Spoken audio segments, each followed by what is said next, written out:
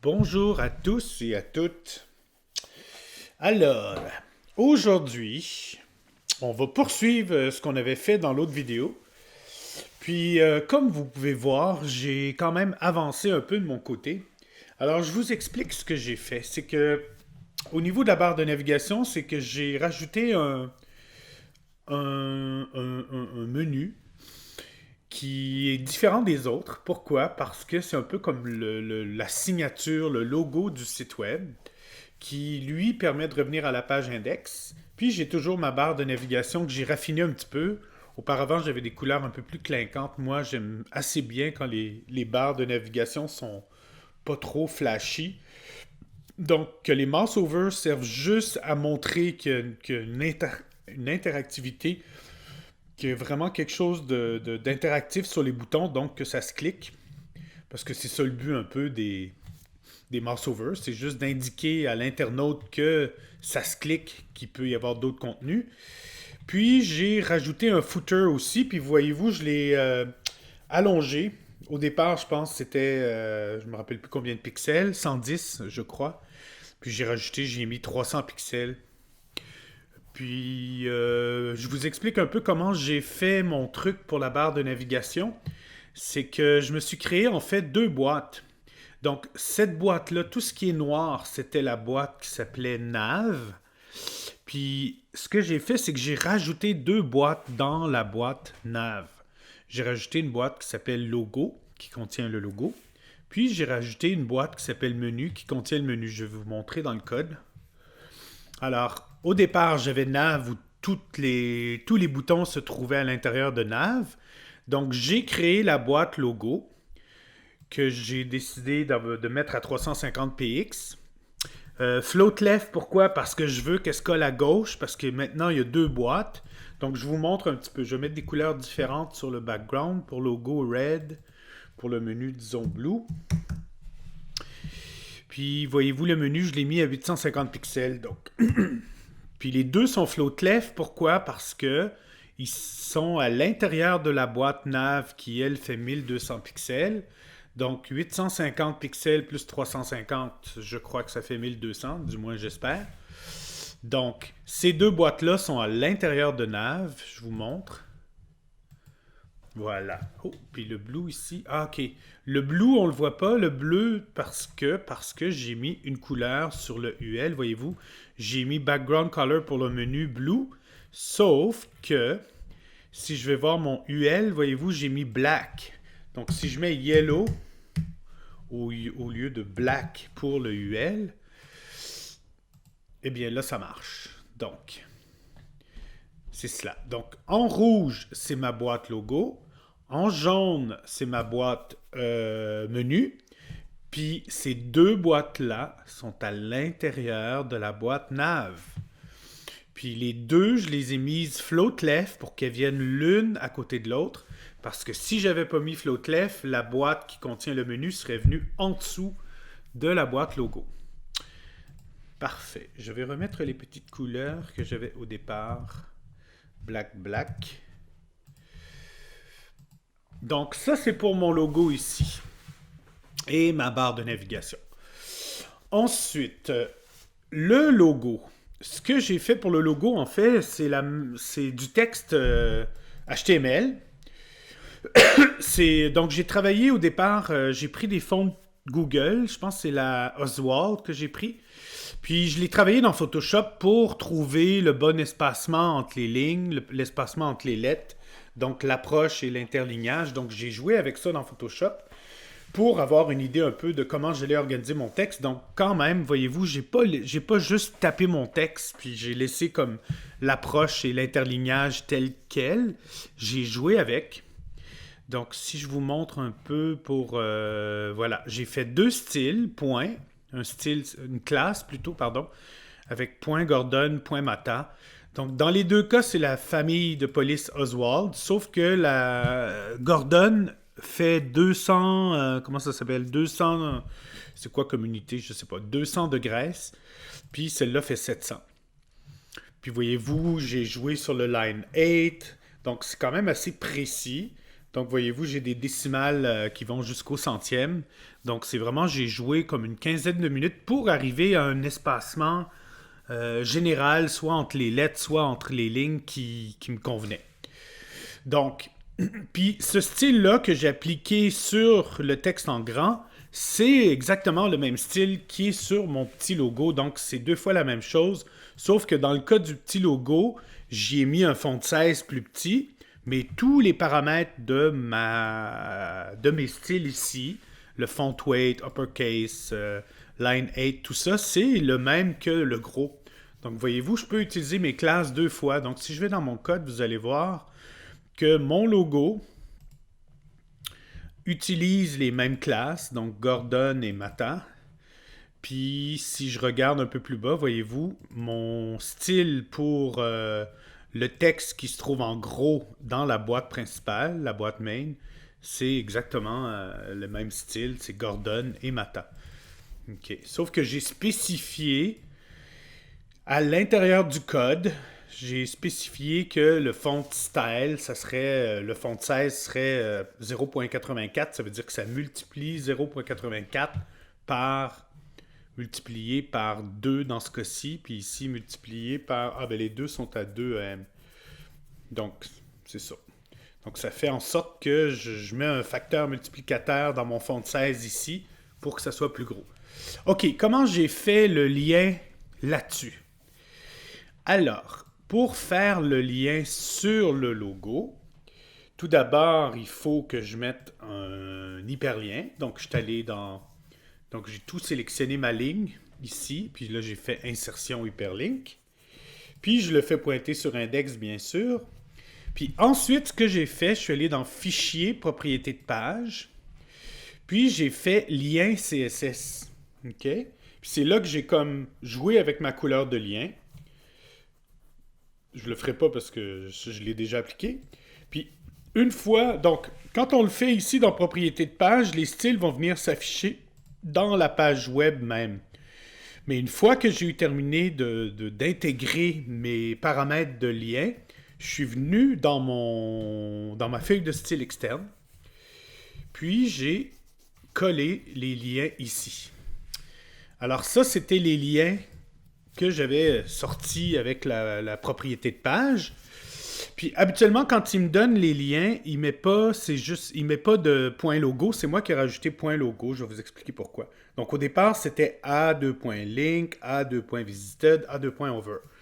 Donc, ce type de lien-là, ce sont des liens généraux qui vont s'appliquer partout dans le site web dès qu'il va y avoir un hyperlien. Alors pourquoi j'ai rajouté point logo? Pour que ça soit spécifique, j'ai comme créé une classe de lien. Donc ce type de A2.link, de lien, est propre à ma classe .logo. Donc, l'idée, c'était d'avoir vraiment un type d'hyperlien qui soit spécifique à mon logo. Alors, ce que j'ai fait, voyez-vous, pour la couleur de la police, j'ai mis ça blanc, 255, ça c'est blanc, sauf que j'ai mis une opacité. Donc, c'est 0.46 par défaut, donc presque 50%. Je pourrais même simplifier et mettre 0.5. 0.5. Puis active, même chose. Donc en fait, c'est la même couleur pour A2.link, A2.visited, A2.active, sauf que le over, j'ai mis à 100%. 1, ça équivaut à 100%. Alors, ce que ça fait que, voyez-vous, il est à 50%, puis quand je passe ma souris dessus, il devient à 100%. C'est tout simple, mais en même temps, je trouve que c'est efficace comme indication que ça se clique, puis que ce mot-là nous permet de revenir à la page d'accueil, à l'index du site. Donc, voyez-vous, c'est ça. C'est assez simple. Donc, c'est ça que j'ai fait. Alors, tout ça, c'est important, je crois, puis je le pense fermement aussi, c'est important que, avant de faire les prochaines pages de votre site web, que vous ayez tous les éléments de base déjà bien formatés dans votre première page. Remarquez aussi que j'ai travaillé sur le footer. Donc, j'ai mis les éléments du footer. Bon, ici, c'est bidon. C'est une image d'arrière-plan parce que ça ne me tentait pas de faire tous les trucs. De votre côté, vous pourriez faire la même chose. J'ai quand même mis le logo en HTML, donc qui se clique, c'est vraiment cliquable. Quand je clique dessus, je reviens à la première page. Mais tout ça derrière, c'est une image d'arrière-plan. C'est juste pour meubler un peu le footer pour qu'il y ait des informations qui apparaissent en rapport avec le footer. Voilà, donc c'est ça. Comme je disais, c'est super important que vous ayez tous ces éléments-là formatés, bien en place, puis fonctionnels, donc qui vont vraiment vers les bonnes pages. Alors, une fois que vous avez ça, vous pouvez aller dans Dream, vous allez dans le code source, puis vous regardez c'est quoi le nom des pages. Donc, disons que je veuille faire la page cuts.html. Alors, ce que je ferais, pour être sûr, je fais commande C, je sélectionne cuts.html, puis je fais fichier enregistrer sous, puis je remplace, je fais commande V, puis je mets cuts.html. Alors là, ce qui est cool, c'est que je peux déjà utiliser cette page-là. Alors déjà ici, par rapport à mon texte principal, c'est... Je vais juste regarder qu'est-ce que c'est. Building Cuts. Donc je pourrais... Ça va être mon titre de page. B-U-L... D-I-N-G. Building Cuts. Puis... Ça, j'ai pas besoin de ça. Alors, voyez-vous, donc si je m'en vais dans la section Building Cuts, j'ai déjà mon titre de page. Voilà, c'est trop cool. Puis, à partir de là, je peux faire mon design de cette page-là. Si je vais voir au niveau des designs euh, que je vous avais proposé pour ce projet. Et la troisième page, donc c'est ça que j'aimerais faire maintenant. J'aimerais réaliser ce magnifique design. Alors, comme vous voyez, j'ai deux colonnes à la base, plus un cercle par-dessus. Alors, comment je vais réaliser cette chose? Eh bien, je vais aller dans Dreamweaver. Puis, à l'intérieur de Main, je pourrais me créer deux boîtes qui vont correspondre à ces deux boîtes-là. Donc, la petite ici grisâtre et l'autre un peu plus large. Donc, j'ai pas mis de valeur exacte, donc on va le faire à peu près. On va le faire à tâtons. Donc, pour la première, donc je vais commencer par me mettre des noms. Donc, ça va être des divs. Donc, je vais faire Alt, virgule, div, div, ID. Comment je vais les appeler? Je ne le sais pas. Disons que je l'appelle gauche. Ça fait du sens. OK, div ID gauche. Puis l'autre, ça va être div ID droite.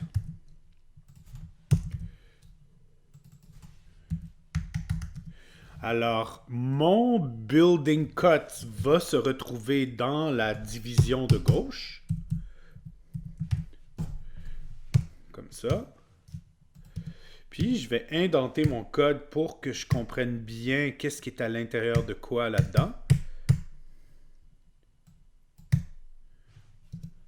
Donc, à l'intérieur de ma div gauche, j'ai mon texte. Puis là, il va falloir que je crée mes styles. Étant donné que c'est des styles spécifiques à ma page où je travaille, alors je pourrais carrément mettre les styles directement ici dans la page. Donc, je vais faire mon hashtag gauche, puis Alt 7, puis le width, W-I-D-T-H. Donc là, je peux y aller avec des valeurs précises. Pourquoi? Parce que mon main, il fait 1200. Donc, il faut que j'arrive à 1200. Disons que je mets 750 px pour la colonne de gauche. Puis, pour la hauteur, ça va être... pour la hauteur, 800 px. Puis, pour être sûr que je vois que ça marche, je vais mettre un background color. Je vais mettre n'importe quoi. C'est vraiment juste pour le repérage. Parfait. Puis ma colonne de droite, je vais copier-coller, c'est plus simple, ça va aller plus vite.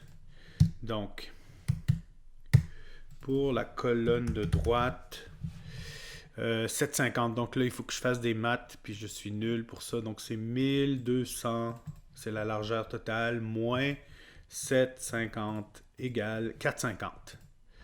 Donc, 450.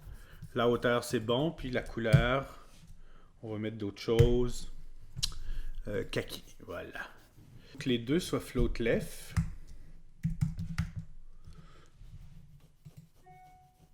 Float left.